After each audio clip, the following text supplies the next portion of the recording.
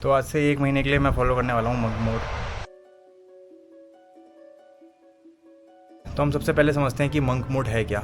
Suppose एक MMA fighter है, training तो वो पूरे साल भर करता है, लेकिन अपनी किसी भी फाइट के पहले वो 1 या 2 महीने के लिए अपनी ट्रेनिंग इंटेंसिटी बढ़ाता है, फोकस बढ़ाता है। तो मंक मोड एक ट्रेनिंग कैंप है फॉर सेल्फ इम्प्रूवमेंट। आप अपनी लाइफ के किसी भी एस्पेक्ट में इम्प्रूव करना चाहते हैं तो आप ये मंक मोड ट्राई कर सकते हैं। अब ये एस्पेक्ट आपका फिटनेस हो सकता है या पढ़ाई हो सकती है, वो आप पे डिपेंड करता है। अगर आप लोगों ने ड्रैगन बॉल जी देखा है तो आप सोचो कि आप लोग गोकू हो जो एक हाइपरबॉलिक चैम्बर में जा रहा है, I can't believe how you've changed. या नारुतो जो सेज मोड प्रैक्टिस करने जा रहा है। सो मंक मोड काफ़ी इंटेंस होगा और इसको हम प्रैक्टिस करेंगे शॉर्ट ड्यूरेशन ऑफ टाइम के लिए। सो जो इसका रिकमेंडेड टाइम पीरियड है वो है 3, 6 एंड 8 वीक्स। सो जो मैं ट्राई करूँगा वो होगा 6 वीक का।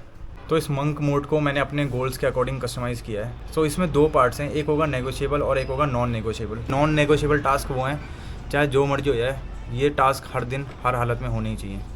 तो ये सारे टास्क डिस्कस करने से पहले मैं एक छोटी सी बात बताता हूँ। अकॉर्डिंग टू ह्यूमन साइकोलॉजी हमें किसी काम को करने की मोटिवेशन तब आती है जब हमें उसके फ़ायदे पता हों। सपोज़ किसी को जिम जाना पसंद नहीं है, लेकिन उसको पता है कि जिम जाके उसकी बॉडी हेल्दी रहेगी और वो अच्छा दिखेगा, तो ये काइंड ऑफ उसके लिए मोटिवेशन हो गया जिम जाने का, और वो कैसे ना कैसे करके इस टास्क को पूरा कर लेगा। मुझे 1 साल हो गया एस्ट्रोलॉजी पे रिसर्च करते हुए, और मुझे वहाँ से एक बात पता लगी कि जितने भी प्लैनेट्स हैं उनका कहीं ना कहीं हमारी लाइफ में बहुत बड़ा इन्फ्लुएंस है, इम्पोर्टेंस है। और अगर आप ये सारे प्लैनेट अपने बैलेंस करके चलोगे तो आपकी लाइफ में थोड़े ऑब्स्टेकल्स जो हैं वो कम हो जाएंगे और आपको अपना गोल अचीव करने में आसानी होगी। ज़्यादा डिटेल में बात ना करते हुए, अगर किसी की चार्ट में मून वीक है तो मून होता है जो मन का कारक होता है, तो जिसके चार्ट में मून वीक होगा ऐसे बंदे को आप देखोगे कि वो ज़्यादातर डिप्रेस रहेगा, उसके अंदर एंग्जाइटी रहेगी, या वो थोड़ा मेंटली इल रहेगा। किसी का सन वीक होगा तो उसके अंदर कॉन्फिडेंस की कमी होगी, किसी का मार्स वीक होगा तो उसके अंदर करेज कम होगा। तो ऐसे ही हर प्लैनेट्स की अपनी अपनी इम्पोर्टेंस है, और इसका इम्पैक्ट पॉजिटिव होगा या नेगेटिव होगा ये डिपेंड करता है कि वो प्लैनेट आपकी कुंडली में कैसा प्लेस्ड है। तो ये सारी चीज़ें जो मैंने नेगोशिएबल नॉन नेगोशिएबल टास्क रखे हैं उनमें कहीं ना कहीं इन प्लैनेट्स को आप बैलेंस कर सकते हो अगर आप इन चीज़ों को डेली परफॉर्म करें। तो पहले बात करते हैं हम नॉन नेगोशिएबल टास्क। सबसे पहला टास्क है मेडिटेशन। अब हम सबको पता है मेडिटेशन के काफ़ी सारे फ़ायदे हैं, लेकिन मेडिटेशन करने से आपका जो मूड है वो स्ट्रांग हो सकता है। तो मेडिटेशन करनी है 10 मिनट। दूसरा टास्क है सनलाइट में 10 से 15 मिनट स्पेंड करना, और हो सके तो अगर आप सूरज को पानी चढ़ा दोगे तो इससे आपका सन भी स्ट्रांग हो सकता है। अब रीज़न ये है कि अगर आप सन में आके 10 से 15 मिनट अपने बॉडी को दोगे तो उससे जो आपकी बॉडी की स्लीप साइकिल है वो बेटर हो सकती है। आप जाके गूगल करना कार्डियक रिदम क्या होता है, इसके बारे में रिसर्च करना। आगे चलते हैं। पूरे दिन में 2 घंटे मैं दूंगा एक स्किल को ट्रेन करने के लिए। तो मैंने जो स्किल सेलेक्ट करी है वो एक बिज़नेस टूल है और इसको मैं सीखूंगा हर दिन 2 घंटे। देखते हैं मैं कब तक इसको कंप्लीट कर सकता हूँ। अभी मैं ज़्यादा नहीं बता रहा इसके बारे में।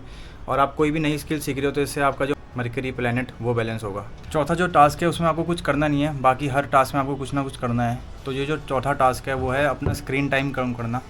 तो मैंने जो टारगेट रखा है वो रखा है 2 घंटे। 2 घंटे से ज़्यादा मैं फ़ोन पे टाइम स्पेंड नहीं करूँगा, और इससे कहीं ना कहीं आप अपना राहु बैलेंस कर सकते हो। फिर है एक्सरसाइज करने के आपको पता है काफ़ी सारे फ़ायदे हैं। डेली एक्सरसाइज करने से आप अपना जो मार्स है वो बैलेंस कर सकते हो।